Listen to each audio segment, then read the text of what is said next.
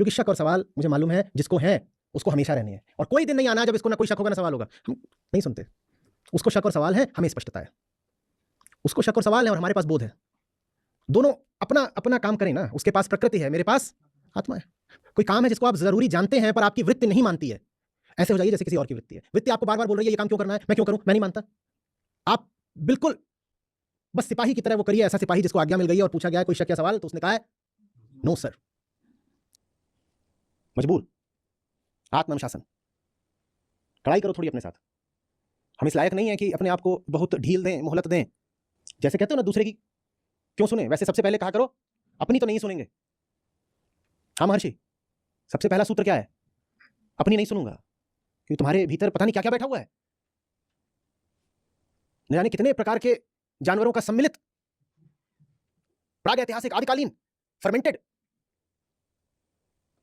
अपनी नहीं सुननी है।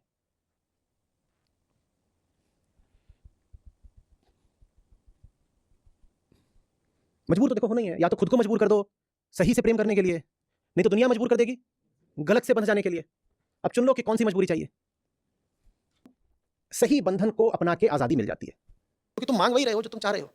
अगर आप वही मांग रहे हो जो आपको चाहिए, तो क्या आप अपने विरुद्ध जा रहे हैं? जबकि जब आप धर्म का पालन कर रहे हैं तो आप बिल्कुल कुछ ऐसा कर रहे हैं जो करने के लिए आपके पास कोई कारण नहीं, कोई लालच नहीं, कोई प्रेरणा नहीं, कोई उत्साह नहीं। आप मृतवत होकर कर रहे हैं, आप यंत्रवत होकर कर रहे हैं। यह धर्म है। और जब आप कर रहे हैं वो जो सिर्फ इसलिए आप कर रहे हैं क्योंकि वो करने योग्य है, आप इसलिए नहीं कर रहे क्योंकि करने में आपको मजा आता है, रस आता है, हर्ष होता है, प्रसन्नता नहीं, कुछ नहीं। जो आप कर रहे हैं वो करने में न तो आपको हर्ष है, न रस है, न प्रसन्नता है। वो सिर्फ आप इसलिए कर रहे हैं क्योंकि वो करा जाना चाहिए, वही उचित है। इसी का नाम तो धर्म है। जो काम इसलिए किया जाए क्योंकि उसमें मजा आता है, वो तो भोग हो गया। और इसकी हत्या करने की कोशिश करोगे तो हम तुम्हें बता देते हैं ये अवध्य है, इसे मारा नहीं जा सकता। तुम इस बंदर को खूब पीट लोगे, तुम्हें लगेगा मर गया होगा। उसके बाद तुम आओगे अपनी कुर्सी पर बैठकर सुस्ताने लगोगे। थोड़ी देर में तुम देखोगे तुम्हारे कंधे पर बंदर बैठा हुआ है, मुस्कुरा रहा है, कह रहा है मैं मर नहीं सकता। जब तक तुम्हारी देह नहीं मरी तब तक मैं भी नहीं मरूंगा। काम गीता कहती है काम अवध्य है, उसे मारने की कोशिश मत करो। तुम अपना काम करो, तुम धर्म के रास्ते चलो। काम डर को सही जवाब यही है कि हम डर के बारे में कुछ नहीं करते, जो सही है वो करते। डर की मौजूदगी में भी जो जरूरी है, जो आवश्यक, जो सही है, हम वो करते। डर को लेके हम कुछ नहीं करते, उसको तो बस हम पहचानते हैं। आत्मज्ञान यही है। वो आया, हम पहचान गए, आ गई पुरानी चीज फिर से। उसको इतना भी महत्व मत दीजिए कि डर लग रहा है तो छुपाएं। कहिए हाँ अभी डर है, आया हुआ है, डर है, अपना काम करते रहिए। कोई अच्छा डर है तो फिर कुछ करते क्यों नहीं? तो कर तो रहे अपना काम। डर को सही जवाब यही है कि हम डर के बारे में कुछ नहीं करते, जो सही है वो करते। डर की मौजूदगी में भी जो जरूरी है, जो आवश्यक, जो सही है, हम वो करते। डर को लेके हम कुछ नहीं करते, उसको तो बस हम पहचानते हैं। आत्मज्ञान यही है। वो आया, हम पहचान गए, आ गई पुरानी चीज फिर से।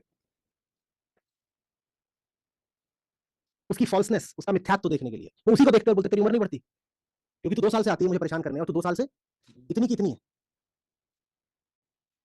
ये जितने भी हैं विषय, विकार, विचार, डर, मोह, ये सब इनकी मजबूरी ये है कि ये सब अपने धर्मों से बंधे हुए हैं। उन धर्मों का उल्लंघन ये कर सकते नहीं। हमारा काम है उन धर्मों को पकड़ लेना, कहना भक्त तो ये जानता हूं मैं, तो जाए ना जाए ये माता जी की मर्जी।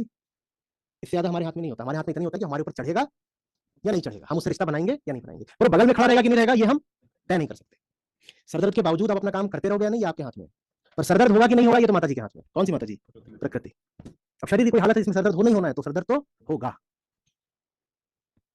भय का कोई इलाज नहीं होता, अपना इलाज होता है कि जब भय आए तो उसको अपने पर चढ़ मत जाने दो। भय तो ऐसा ही है, बिन बुलाए मेहमान, जैसे भूख, कुछ अर्थों में शारीरिक सी बात है।